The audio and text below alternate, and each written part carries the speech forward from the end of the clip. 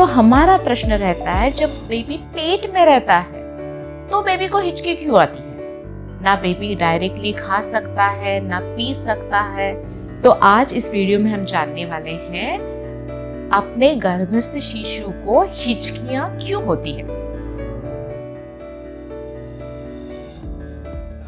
मैं doctor Supriya Puranik, test tube baby consultant and practising obstetric and gynaecology more than 20 years. हम बड़े लोगों में हम जब दोपहर का खाना बहुत जल्दी खाते हैं या कभी कभी ऐसे भी हो जाता है हम ज़्यादा नर्वस हो जाते हैं या कभी ज़्यादा उत्साहित हो जाते हैं तो हमें हिचकियाँ आना शुरू हो जाता है। कभी हम जल्दी जल्दी खाते हैं, कभी हम ज़्यादा खाते हैं, कभी कोई शराब पीता है तो भी उन लोगों में हिचकियाँ आ सकती है। लेकिन ये सारे करने से बड़ों को हिचकियाँ आती है। तो हमारा प्रश्न रहता है, जब बेबी पेट में रहता है तो बेबी को हिचकी क्यों आती है? ना बेबी डायरेक्टली खा सकता है, ना पी सकता है, ना दोपहर का भोजन जल्दी जल्दी कर सकता है, फिर भी बेबी को हिचकियाँ हो जाती है। तो आज इस वीडियो में हम जानने वाले हैं अपने गर्भस्थ शिशु को हिचकियाँ क्यों होती है। एक्चुअली बेबी को ये हिचकियाँ शुरू होना या हम वो हिचकियाँ महसूस करते हैं, ये एक अच्छी खबर है। ये अच्छी खबर क्यों है ये मैं बाद में बताने वाली हूँ। पहले हम जानेंगे बेबी की हिचकियाँ कब शुरू हो जाती है।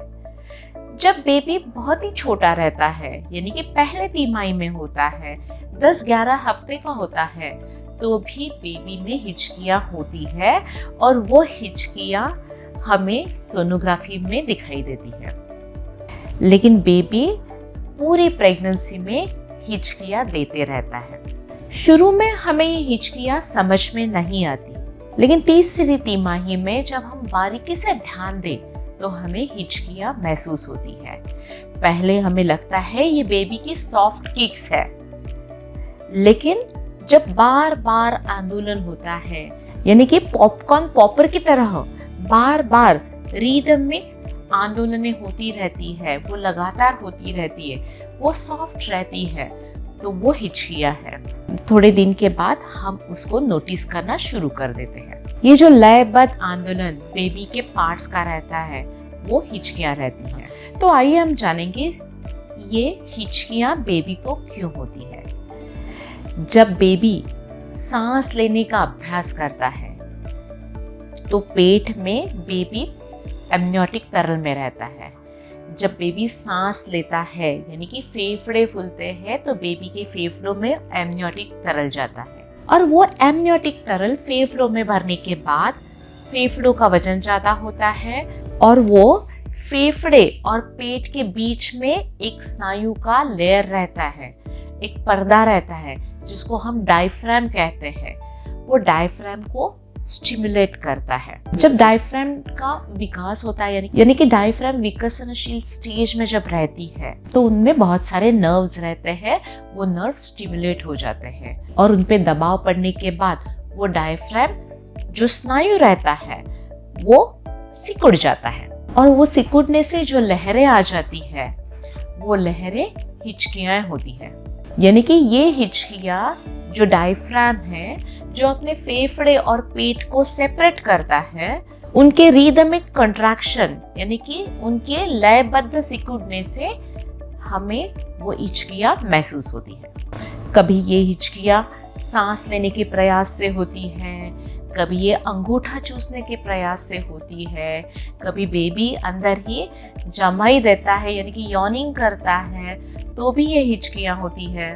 और ये सारी मनमोहक चीज़ें जैसे कि अंगूठा चूसना, जमाई देना, वो बाहर आने के बाद भी करने वाला होता है। ये अंदर की प्रैक्टिस जब बेबी करता है तब हमें हिचकियाँ महसूस होती हैं। ये हिचकियाँ होना ये एक अच्छा संकेत है। तो आइए हम जानेंगे बेबीज में हिचकियाँ होना ये एक अच्छा संकेत हम क्यों मानते हैं। बेबी जब हिचकियाँ करते हैं तो डायफ्राम स्टिमुलेट होता है। जब ये डायफ्राम स्टिमुलेट हो जाती है वो नर्व्स के कारण हो जाती है और ये जो नर्व्स रहते हैं ये डेवलप होते हैं अपना मस्तिष्क और रीढ़ की हड्डी डेवलप होने से। इसीलिए जब ये हिचकियाँ शुरू होती है तो हमारा मस्तिष्क और रीढ़ की हड्डी अच्छी तरह से डेवलप हो गई है, इसका ये संकेत रहता है, ये पॉजिटिव रहता है, ये अच्छी खबर है। लेकिन हमें कभी कभी प्रश्न बढ़ता है, हम कभी काम करते रहते हैं, मीटिंग में रहते हैं, हम कभी अध्ययन करते रहते हैं और बेबी की हिचकियाँ शुरू हो जाती है, तो हमारा मन विचलित हो जाता है और हम जो काम कर रहे हैं उससे हमारा कंसंट्रेशन छूट सकता है। जैसे हम लोगों में जब हिचकियाँ आती हैं तो हम सांस रोकते हैं या पानी पीते हैं और हमारा मन हम दूसरी तरह पे ले जाते हैं, तो हमारी हिचकियाँ कम होने के चांसेस रहते हैं। लेकिन प्रेगनेंसी के दौरान हम क्या करें कि बेबी की हिचकियाँ कम हो जाए और हम कंसंट्रेट करें। लेकिन प्रेगनेंसी में बेबी की हिचकियाँ कम करने का ऐसा ठोस तरीका नहीं है।